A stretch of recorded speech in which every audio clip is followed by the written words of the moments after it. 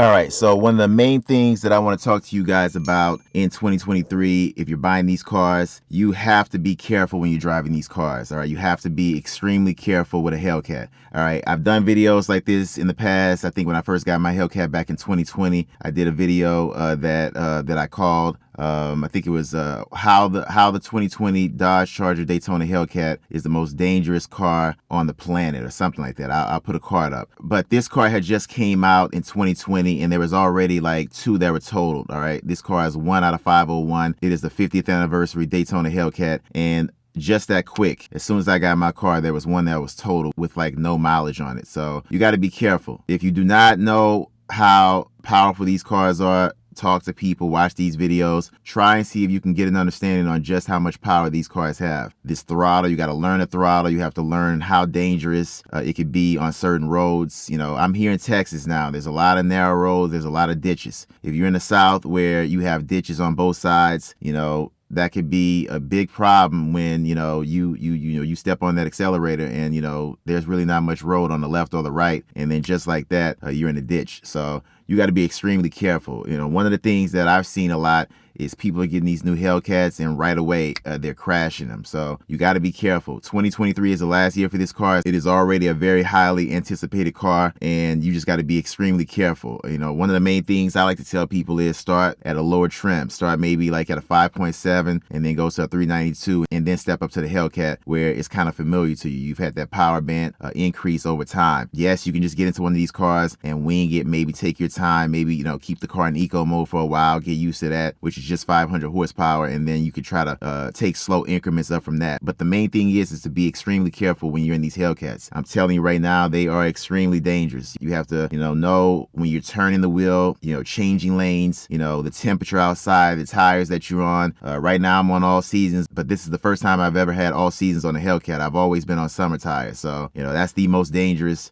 tire to have on a car like this, especially when I was living in New York City in extreme cold temperatures. So, down here in Texas, it doesn't get that cold that much. Yes, we can get cold. Yes, you have ice storms, so you just got to be careful. But, I've just seen way too many Hellcats crashed. Just when you search online, you can see how many of these cars are just down. I heard of people pulling right off the dealership lot and crashing the Hellcat. So it's definitely not a car to play around with. It is to be respected, and you have to know that the car has an extreme amount of power, and it will turn on you in a heartbeat. You really have to get that throttle down. You gotta, have a mindset to know that the throttle on this car is not like every other throttle on a car that you would drive. It's very sensitive. It is razor sharp. As soon as you step on it in a heartbeat, this car can jump up. It will burn tires faster than you can imagine. So just keep that in mind. Also, you have to realize how wide these cars are also. So if you're not used to having a wide car, if you're in a city like New York City where I lived for 22 years, you could be squeezing through double parked cars all the time. And these cars are extremely wide with the wide body flares, 3.5 inches on both sides. So you just got to be real careful. That's the only thing I can really say. Just try your best to just focus on the throttle and just know how dangerous that throttle can be if you don't really pay attention.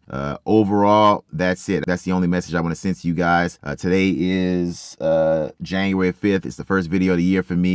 So happy New Year to everyone. And like I said, just be careful. This is the last year. You want to take care of this car. It's going to be worth a lot of money at the end of the day, if you keep it for a long time. But the only way it's going to be worth good money, as an investment is if you take care of it. You do not want to have this car crash and have a rebuild. The value goes right through the window. You want this car to be as original as possible. This month makes my 3-year anniversary. I'll be doing a video coming up soon, 3 years of ownership with a Hellcat. And, this car has been good to me in this 3 years. I've taken care of it. I've respected it. And this car will take care of you, and they will go in the high mileage. I think I'm up to I'm at 13,000 miles right now, but these cars, I've seen them go well into the hundreds of thousands of miles and they still run like pure machines. These cars are thoroughbreds. They're race horses. It's in their blood to run. People get in this car for the first time, I let people drive this car, and without even being on the accelerator, I always hear that same phrase, oh, it just feels like it's just ready to go. Like, yeah, it's definitely ready to go at all times. It's just that torque level is so through the roof. You don't don't even have to step on the accelerator, and this car is going 30 miles per hour. So that's how ready to go they are. That torque level is already up there. It's built up. You don't even have to have your foot on the accelerator, and these cars, they just want to go. So you got to know exactly what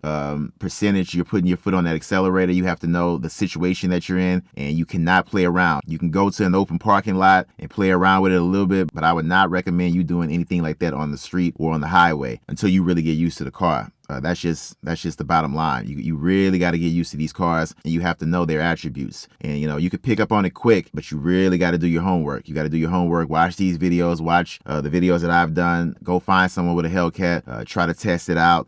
Do a test drive. Go super slow and just play around with it. You like I've said it before. You may get a couple of scares that may wake you up. That's when it'll click, and that's when you'll know you really got to respect these cars. So like I said, yes, you can drive the car. At a moderate rate. You can drive it at a slow speed, but people want to have fun with these cars, and as soon as you start getting out of hand, and as soon as you start rolling the dice, it can cost you. So just a quick service announcement. Like I said, January 5th, 2023, my first video of the year. People are going to be getting these cars or trying to get these cars for 2023. And that's one of the main messages that I wanted to put out. You have to respect these cars. A lot of people crash them. And that is something that, a lot of people don't talk about, how dangerous these cars are. When you own one, like I said, this is my 3rd year anniversary. This marks 3 years for me. I've had this car for 3 years. I had that Daytona 392 for 3 years with 485 horsepower. And then before that, I had that Genesis for 7 years with 375 horsepower. So that's 13 years of me driving high-powered cars. It just becomes a real skill over time, but you have to get your mindset right so that when your body is in this car, you don't lose control. So I want to thank all the new subscribers that have come in. I want to thank you guys for the engagement, and I appreciate you guys.